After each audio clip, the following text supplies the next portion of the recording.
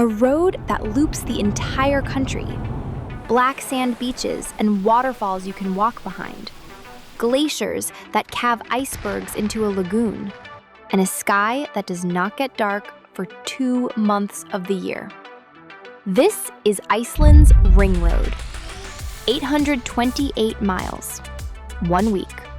7 days that will quietly become the trip everyone in your life starts asking you about.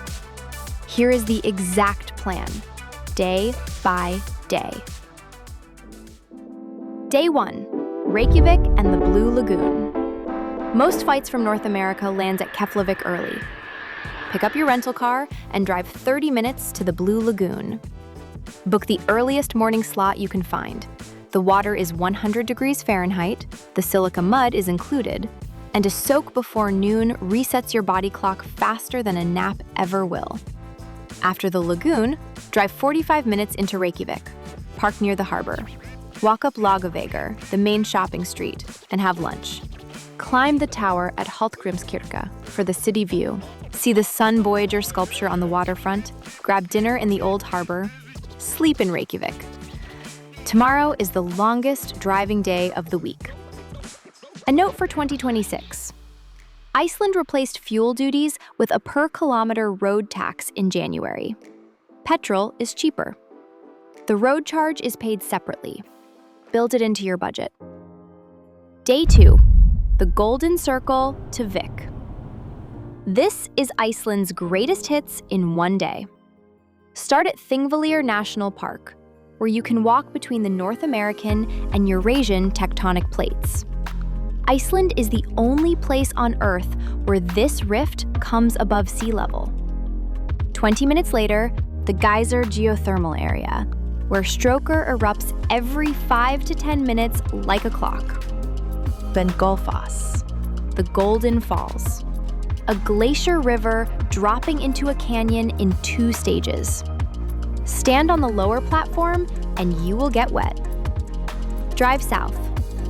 Seljalandsfoss is the waterfall you can walk behind. Skogafoss is the one most people consider Iceland's most beautiful, both in the same hour. End your day at Reynisfjara, the black sand beach with basalt columns that look man-made but are not. The waves here are called sneaker waves. They have hurt tourists. Stay back from the shoreline. Sleep in Vik. Day 3, Glaciers and the Diamond Beach. The drive east from Vik gets dramatic fast. Lava fields covered in moss, glacier tongues spilling between mountains, and then Jökulsárlón. Jökulsárlón is a glacier lagoon where icebergs the size of houses break off the Vatnajökull glacier and float toward the sea. Some are 1,000 years old. Some are bright electric blue. You can hear them crack from the parking lot. Walk across the road to Diamond Beach. The icebergs that make it to the ocean wash back up onto black volcanic sand. Crystal blocks of ice on a beach the color of charcoal. The contrast is the photograph that sold most people on coming here in the first place. Sleep in Hup. Order the langoustine. Iceland's east coast catches it fresh every morning, and Hup is the town that built itself on it. Day 4, the EAST Fjords. Today is the long drive most travelers underestimate.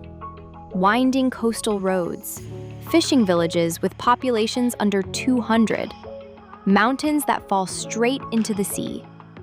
This is the part of Iceland the tour buses skip, and it is the part you will tell people about first when you get home.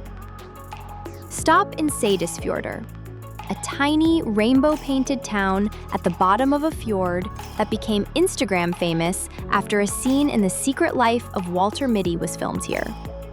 The road in is one of the most scenic descents in the country.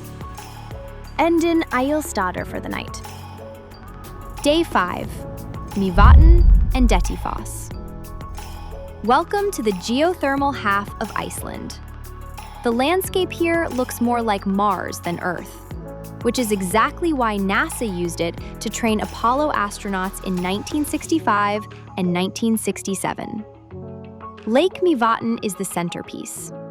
Pseudocraters, lava pillars, bubbling mud pots, and thermal baths. Then DETTIFOSS, the most powerful waterfall in Europe. Nearly 200 cubic meters of glacial water per second, plunging 144 feet down into a canyon. The ground shakes. Stand close to the edge and your face goes wet from the spray within seconds. Sleep in Akureyri, Iceland's second largest town. After 4 days of fishing villages, the bars and restaurants will feel like a real city. Day 6, North Coast to the west. Today is a long road day with one essential stop. GOLDENCIRCLE, the waterfall of the gods, named for the year 1000 when Iceland's lawmakers symbolically threw the statues of the Norse gods into it after the country converted to Christianity. The horseshoe shape is the most photographable waterfall on the entire ring. Then it's time to drive. Today is about getting back toward Reykjavik with time tomorrow for the Snaefellsnes Peninsula, or the snorkel between continents at Silfra. Sleep in Borgarnes or near the western edge of Snaefellsnes. Day 7, Snaefellsnes and the flight home. Snaefellsnes is sometimes called Iceland in miniature. Glacier, volcano, black sand beaches, lava fields, fishing villages, and a black church that has become one of the most photographed buildings in the country. All on a peninsula you can drive in a single afternoon. The Kirkjufell mountain is the cone shape you have seen in Game of Thrones. The waterfall in front of it is Kirkjufellsfoss. Photograph both in the same frame. Drive back to Keflavik. Return your car.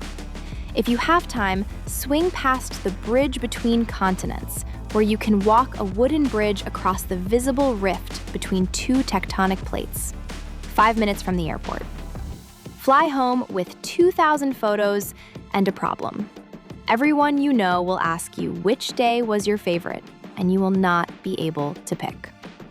7 days, 828 miles. One country that feels like 4 planets stacked on top of each other. A few things to know before you book it.